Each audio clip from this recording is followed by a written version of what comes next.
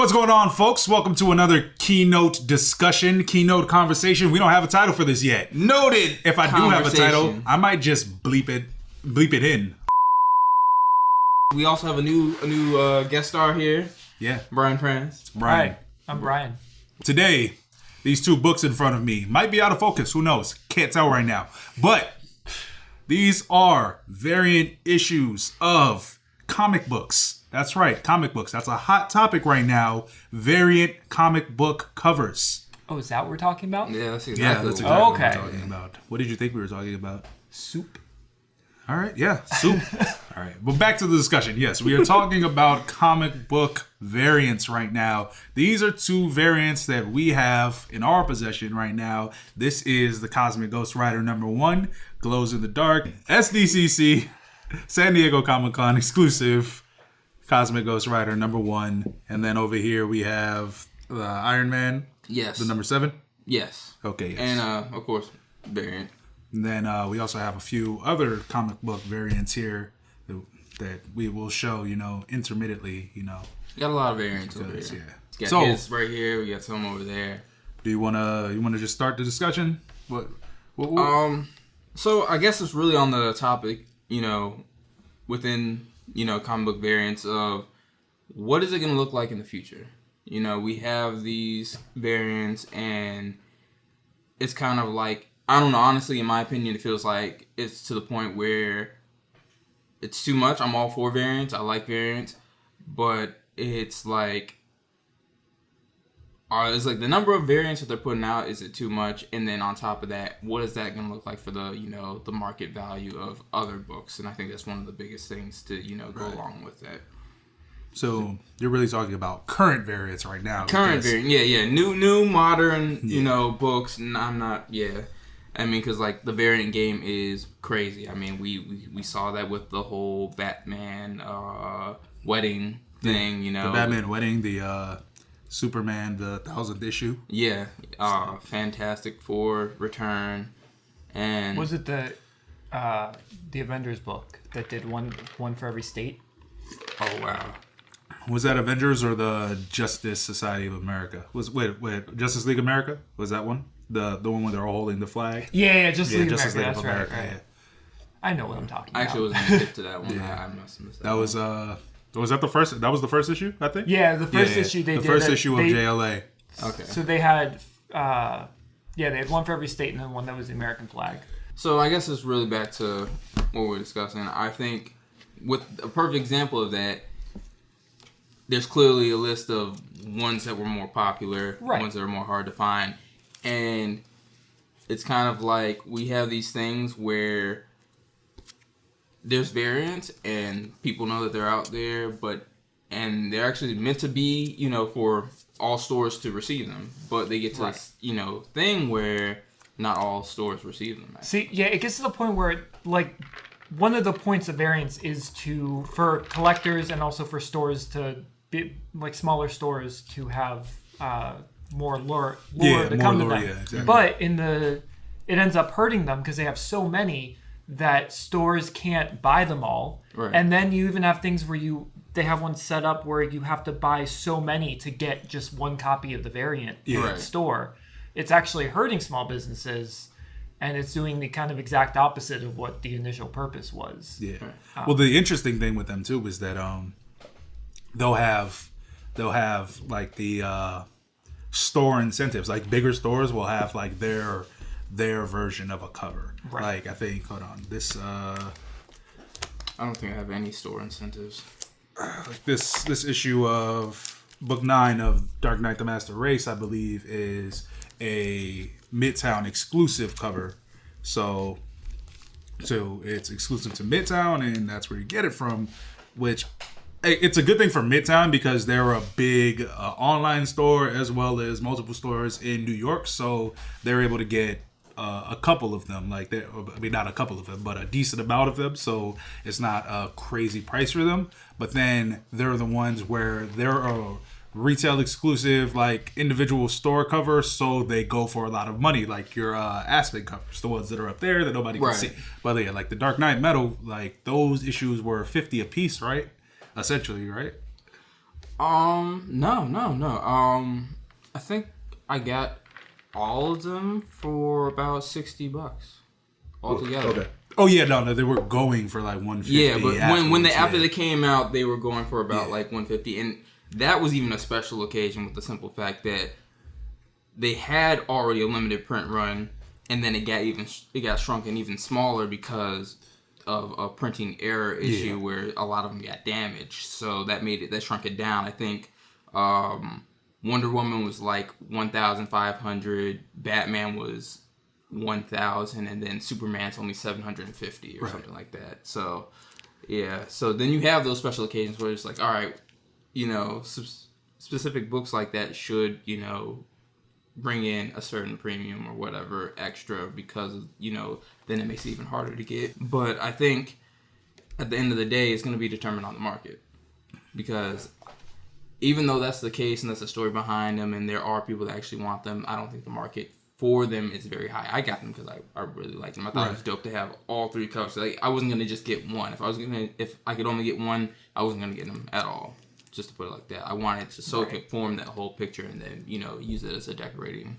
But at the same time, I feel like variants kind of taking advantage of collectors a little bit, because they put out so many knowing that the completist in you wants all of them. Mm-hmm. So I feel like in a way that's kind of, it's kind of... Well, it depends. All right, so especially with... All right, so Dark Knight Master Race, that was an interesting book because they had variants, but like their variants were also a little bit OC because, all right, so it's a Frank Miller book. So you had your Frank Miller variants, and then Jim Lee is one of the lead people at DC and one of the best, like, he's one of the best artists there. So they have the Frank Miller, you have the Jim Lee covers, and then you have the Greg Capullo colors. You have the brick. I mean, there were colors in there. Yeah, you have the Greg Capullo covers. You have who was it? The Jansen covers. I can't even remember all the people now. But yeah, no. The point is, there's a lot of the Andy Kubert. Of course, Andy Kubert does all the original covers. But you go to the page, and it's just like when you hit Midtown before the books were released, they were like, all right, so. You have the standard cover, which is $4.99. The book was $4.99, I think, coming out, right? That was the standard price. And then you have like your variant issues, and the variant issues would run between Ariel de Odo covers too. Yeah, exactly. Yeah. So you had your standard issues. You had your issues that were around like $7 to $15. You had your $25 ones, and then like the Frank Miller ones, I think, were about $100, and then the Jim Lee ones were starting off before they even came out $325. And that's just flat.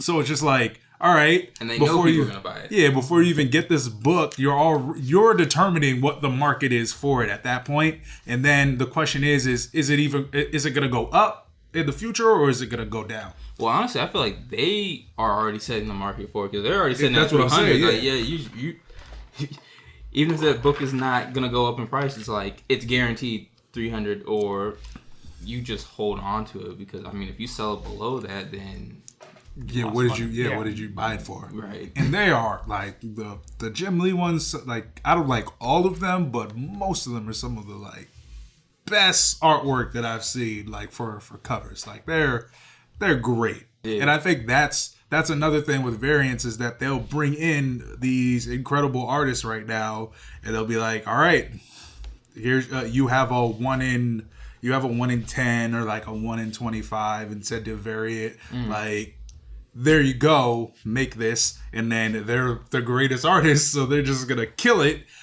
And then you're just like, all right, now I want that one because it's by them, and they put the market saying that this is the one that's valuable. Whereas, especially with Dark Knight, again, to go back to it, I love a lot of the original Andy Kubert art that he did, like the main covers. They're not going up in value, but some of the main covers are really good too. But they're the least valuable of them because they have so many variants. Right. Which kind of sucks, because I think the artwork is better. And see, that's the thing. And so sometimes we have it where the variants do better than the normal cover, but then at other times, for example, let's see, where's that? This cover right here, Spider-Man, right? Noir or Spider-Man Noir. Noir. Noir. So this is actually an example of where the regular cover is actually doing better than the variant cover. Mm-hmm. So it really all depends, and I don't know. I honestly don't know. I feel like it's like a stock market. You can't predict what's going to be that hot thing. I mean, usually you can lead it up to based off of who the artist is, but sometimes it's not a guarantee. Like I've seen Jim Lee covers that they increase in value, and people are seeking them, but they're not necessarily like that. Oh, this is the go-to book everyone wants. It has to have it type of thing that's gonna push the value up for the book. I guess I'm not against variants. I'm just against the amount that they put out, right? And like that it's kind of just become like it's almost getting to the point where it's kind of weird if a big title like doesn't have variant covers. Right. Like there's just, just too much. Yeah. I think I'm all for artists getting the work. Yeah. Because, but yeah, nah, you're right. It's just like, all right, there's a million covers. Right. There's a million covers, and then they even have like the blank covers where you just go and get your artist to draw whatever they want on it, or you could create your own cover if you want to do that. But there's so many options for variants. And okay, so I don't want to be like options aren't good, but there should be a cutoff number. I think that there shouldn't be a series that's out, and for that one issue that they have 20 to 50 covers, like that's pretty crazy. Like, and on top of that, it's almost to the point where, all right, so you get this variant and say this is the one that you want. I mean, at the end of the day, that's what it should really be about, is that, you get it because you want it. Right. I feel like even when people are like investing, like I personally, when I get a book, I'm like, all right, I know I'm going to pay this money. What I'm paying for is what I'm all right with, even if I get stuck with the book. But there's people that are just, trying to do the flip and everything. And I guess that's kind of their fault if they mess themselves up. But you get this one book and it's not that book out of all of them, then...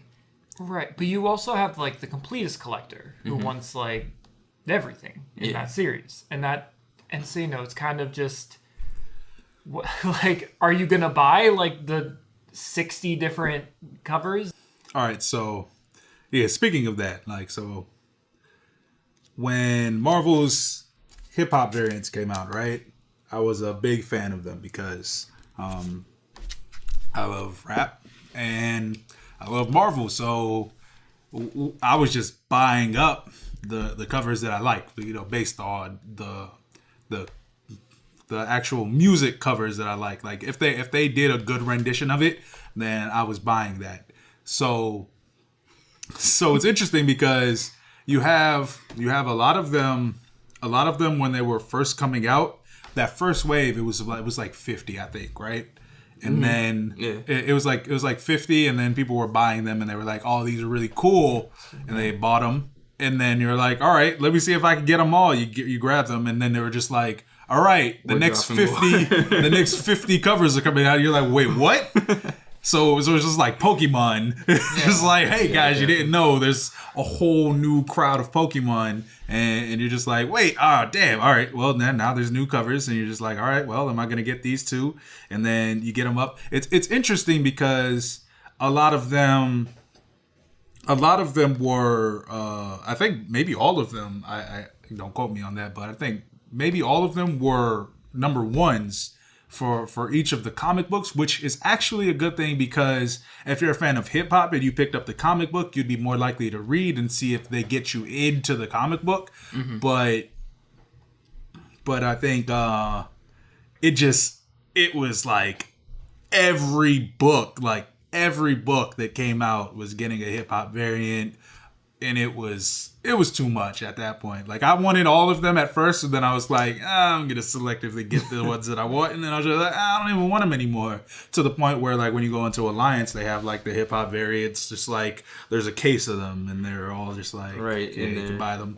Yeah, and they're discounted now. Yeah, you know. Whereas when they first came out, they went for retail, but then after like that first week, they went on the wall for $10. So there was a group of people buying them for $10 because they thought they were going to go out, and turns out there's actually a surplus for most of them. But one of the things I did appreciate about this is that even though there was a lot of variant covers, it was variant covers for multiple different books. It wasn't for one book, and that's my thing. The one book, you're getting that one issue, and it's getting 10, 20 variant covers. Right.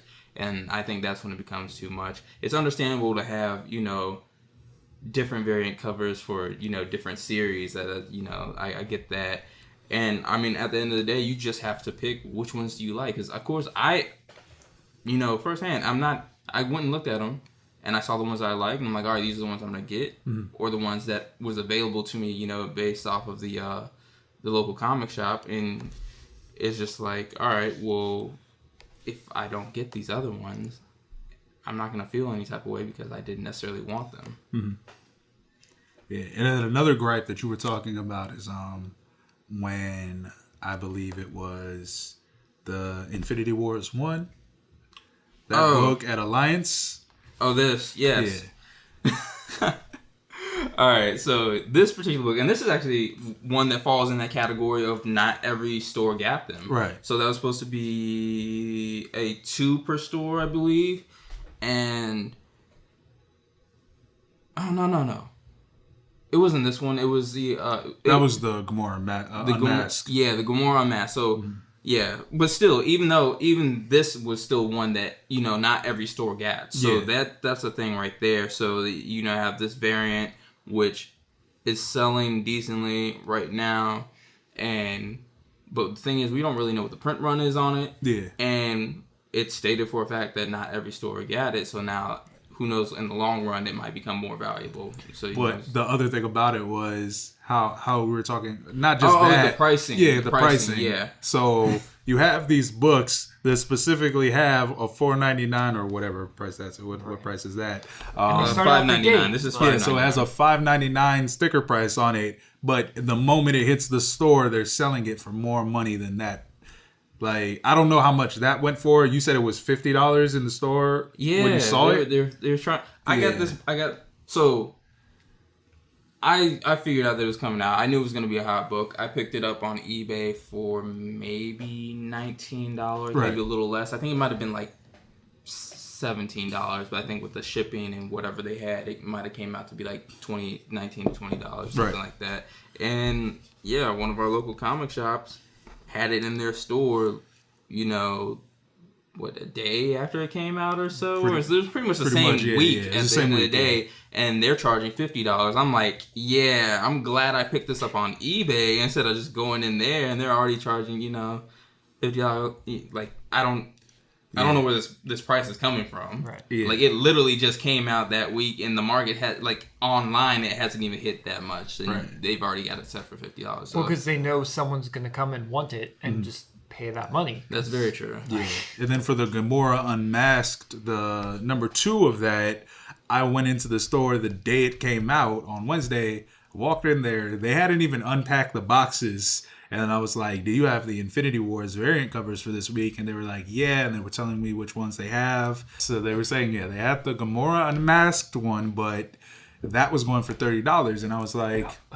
It just came out. It's still in the box. It's the day of opening. Like, it was Wednesday, right? Yeah, it was Wednesday. I was there on Wednesday. Yeah, the price is on it. I was in the store. They hadn't even taken it out of the box. And they were like, yeah, it's going for $30. And I'm like... Who decided that? I picked up that book itself for less than what they were charging. So it's always good to look around. If you find out about a book, it's probably best to go look online. That's just my personal opinion based off of my experience with these so far, and that's usually what I do. I did find another local comic shop where the person actually does have variants in with the regular items. So it's not like he's putting them on a special wall or anything like that. So that's actually now where I've been going to pick up certain variants and everything. Yeah. Another one where we're talking about variants is the what was in the 801, was it 801 for Amazing Spider-Man? The Virgin variant, the Virgin variant that you got? 801. I have no idea. I don't remember what's on it. It was supposed to be like, it's the green one. Oh, with the guy on it. Yeah. Yeah, we still don't even know who that is. Yeah. I guess yeah. So then we got variants that have speculation. Mm-hmm. So with that, it's kind of like sometimes. I mean, but honestly, I got it because it's a cool cover. I did also get it because of the speculation behind it. I'm not gonna lie about that. But once again, when I'm getting a book, I'm getting it because I like it and I'm cool. Right. Like even if I'm paying a certain amount for what I'm paying for, I'm like, all right, I find this to be reasonable, and I'm cool with being stuck with this book, even if it doesn't become like that hot thing. So like I actually enjoyed that cover. I think it's somewhere. In my room or whatever. At the end of the day, I think a big thing is that you don't ever want to. I mean, it's art. At the end of the day, it is art. I think in the last episode that the convo. I can't even say things. In the last conversation that we had, I had said that it's basically like a comic book is basically like a work of art attached to a manuscript. Right. So those are two valuable things you have. If you find the work of art to be worth the money that you pay for it, then that should be the overall reason that you're buying it. Right. So I mean, I'd say, but it comes down to, is what they're charging, is that actually what it's worth? But that's what I'm saying. I think that goes with the store. So sometimes what the stores are charging, that's questionable. Mm-hmm. But what the market is charging, like online, and that's based off of what people are willing to pay for. So I will accept that more, or I'll be more willing to, go with that price than I would if like $30 the day. Right. It's just like, okay. There's two types of people that are buying comic books. There are the people that enjoy it for the artwork that it is and the stories that they are, and then there are people that are going to buy it and flip it, whether it be now or for the future. So if you're buying a comic book and you're willing to pay because you just like it, you're like, the market deems it as this valuable, and you know what? I deem it as that valuable as well, because it's the same thing for everything, so you're going to be likely to buy it. That's why I was saying it's interesting when you have works of art that are retail value that look better than the other ones that are more expensive, and you're just like, that's what's interesting. This book in particular, the Batman 608. Yeah. RRP. It's worth more than all of these combined. But I think for this example, it's determined on a lot of things, and I think one of the biggest things with this book in particular is the print run. Yeah. All right, so exclusivity. Exactly. So that word. When you have something like, and you really want the artwork of this artist, and it's on a smaller print run, I feel like that should give it that premium of whatever it's gonna be at. When there's more copies of it, which is what I think is what I want to get to in this discussion, is that we have these issues that come out. Back in the day, the issues were, or the older books that we have, they're more about like the events that happen in the book, Now we have a combination of events, and then we have the combination of the cover. Right. And so variant cover is going to have a lower print run than the actual original cover. And I think that leads to, are the original covers pretty much going to be worthless? Or because, everyone's pretty much going more for the variant covers than they are the original covers, because the print run is, giving it a little bit more value. Or the opposite, will the people become so obsessed with the variants that the original starts to become more valuable? That's another one. Right. But the only thing is, I feel like the originals won't, under the simple fact that there's going to be more surplus of them. Yeah. But the thing is that, all right, so there's the thing though, because the variants that hold value, correct? If they're 1 in 50 or 1 in 25 per store, then they hold a lot, right? And then you have your back issues of the original covers. but those are mostly what people buy to read. So you'll have like, especially if a new book comes out, if there's a variant that's like hot, they'll buy the variant, but then they'll also buy the original cover. They'll read that, right? So if you buy the original cover and you hold that and it's in good condition and everybody else's is red, then you have low quantity of near mint versions of the original cover, as opposed to what people are holding. Everybody's holding the exclusive main cover, but just like newsstand editions, right? Where they're saying like newsstand editions, it's harder to get a good copy because those are the ones that people will just grab and read while they're on the train, on the train and everything. So that's more of a big deal than getting the one that's from the comic book store. So like the original copies could end up being the newsstand edition of this century. Yeah, I think that's fair to say. But then, I was going to say, which is opposite, well, just a little bit different. The interesting thing about variant covers from back in the day is that there would always be something slightly different. But so it wasn't really a variant cover. It was the second printing variant, the third printing variant, just like there are today. But like, so this is the Amazing Spider-Man 361, the first appearance of Carnage. Well, the first full appearance of Carnage. And this one is the second printing, so it has the silver foil background, whereas the original is white. So that's how you know this is the second printing. And they were doing things like that, even with the Bishop 282. It had the silver edition, and then with the Spider-Man #1, the Todd McFarlane, the New Mutant, exactly. Like there's just slight changes that they have to the cover to let you know that this is not the first run, but still, like this one is actually pretty rare too. Like the second printing, it goes for not as much as the first printing, obviously, but it goes for a decent amount as well. So some books, it depends on the run. And I think that is a great thing to see, is that, you know, sometimes those second, third.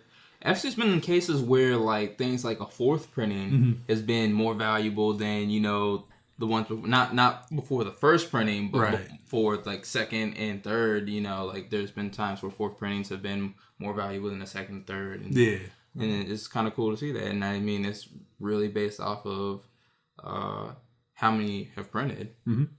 I like how most shows bring on a special guest who like knows what they're talking about. I don't know what I'm talking about. Hey, you gave stuff.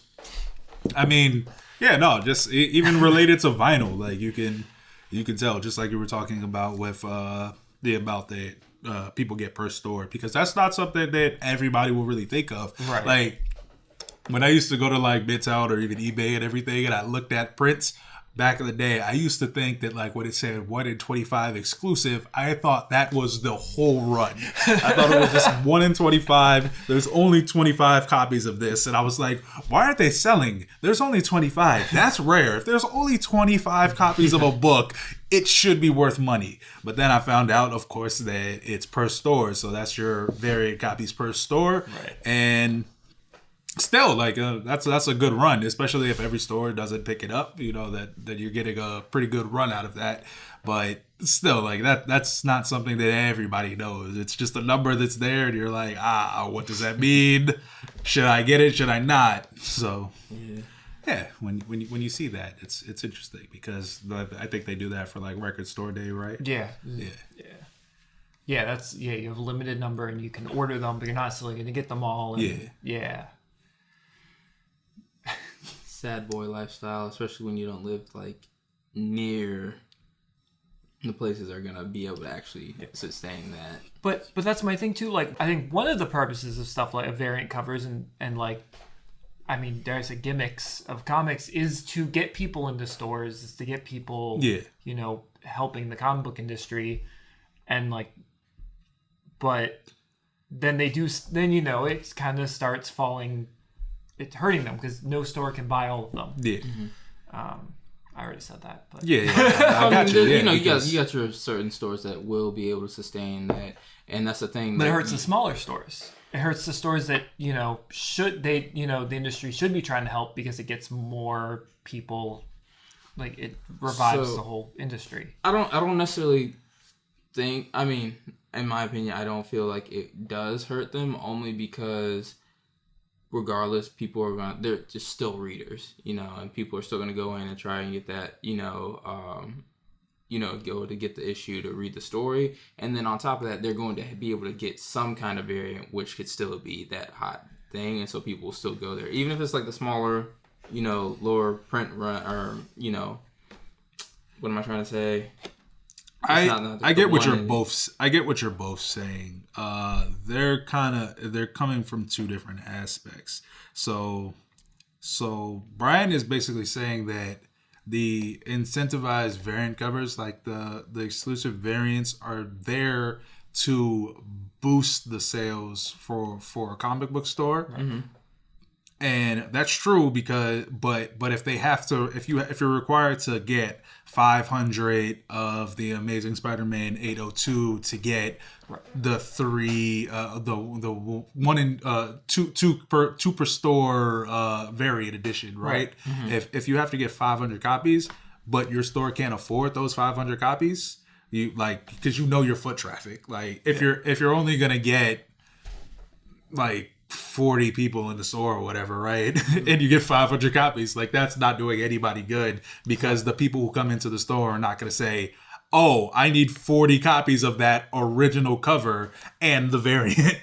Right. And then the other 38 people that come in there for the variant may not necessarily even want to buy the original. So then you're just left with 500 surplus comic books. And then it also kind of limits variety too, because if a store wants to get those variants, they're going to put more money into the same book and then not a variety of different titles. And then that kind of hurts the indie industry, and it has and then I get what you were saying, because you were talking about people still being readers. So if they come in there to buy the book and they can't get it, they'll probably still buy the book if they want to read it. The problem the comic book industry has right now is that there are not too many readers. There are people that want to go in there and collect because they think that they're going to make money off of it, but there are not a lot of people that are reading. That's where it's suffering. That's because they have the digital books. They have people that don't want to, they don't have people that don't want to come in every week to get their pulls. That's why there's a lot of comic books that are bi-monthly now, or monthly comic books rather than the weekly, because there are so many titles and there are so many books that people are just like, I'll forget this. I'll watch the movie. I'll read it online. I'll watch the video on YouTube recapping the story. Like, there's so many options now. That's what's really crippling the stores. Yeah, like I must say, I love reading books. I love having the tangible item, but the apps on the phone, like where it actually goes panel by panel, I love that. Like as reading, like that's, you can't do that. I can't. I love it. I like the feeling of actually having. I can't. No, I like reading the books, but I'm just saying, as far as just a reading experience, I like to do it. I like going panel by panel on the, and then like zoom into like important. You get more of a what. I guess it's more of like what you should be seeing versus. Just damaging your corneas. Also, I hate when I open a page and like my eyes go to something on the last panel and I see something I wasn't supposed to see. No, so you're just all off. This sounds like a you. That sounds like a you problem. This is my problem. Yeah. But I'm just saying, as far as a reading aspect, there are so many options for reading the books that.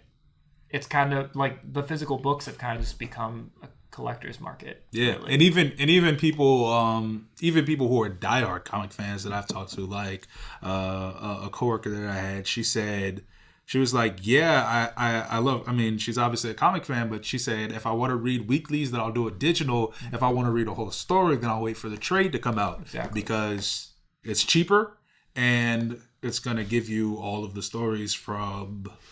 Whatever 3 months or 4 months, however many titles they decide to put into that. So and you're having to keep up with getting a new book. Exactly. Yeah. You're just like, all right, I'll get if the run is a limited run, then you know that the trade is going to have everything in it. Yeah. And if it's a book that continues, you know that at least the arc is going to be in that trade paperback. So that's fair. That makes sense. Yeah. Cause yeah, I mean, I get that too. Cause yeah, sometimes I'm stuck with. I'll go into the shop and I'll be like, oh, I only got so much money, and I'm like, all right, which story is more important? Exactly. So like last time, I went in there and I went into Barbarian Comics and I grabbed it was he literally had the last. There's only one issue left of the Black Panther, the third issue that came out, and I was like, all right, am I gonna get this or am I gonna get this Venom? And I was like, there's a lot of Venom left, so I'm pretty sure, all right, if I grab this now, then I'll at least have it, and then there's probably those issues will still be there by the time, like near the end of the week, when I can come back and like, I get paid and I can make sure that, oh yeah, I can actually go and get some more stuff. Right. But then again, that's not always the case, because if there's something that really important happened in that issue, like that could, just be taken out. That's what happened with the Spider-Geddon. Shit, even that is an issue with the comic book stores. Is that so you get that certain print, and then all of a sudden you're like, all right, I have 40 through 45. I left for a week. 46 is a key issue. 46 is gone, but they have 47. It's like, all right, do I buy 47? Wait for 46? Is a second printing coming out? I have no idea. Right. Am I going to continue that story? And then you fall off that story, and then you get the trade paperback afterwards because it's just easier. Yeah. Like, so it's nothing to do with variants. No. But that's very. But it all connects. Yeah, it all connects. It all falls onto itself. Right. But yeah, no, I think variants. I think they just need to slow down. They need to chill. Like, guys, we don't need 50 variants. Right. So, what would you like to see them do instead? Instead of 50 variants? Yeah, like what would be like your cutoff point? Like, how many variants do you think they should stick to? I think.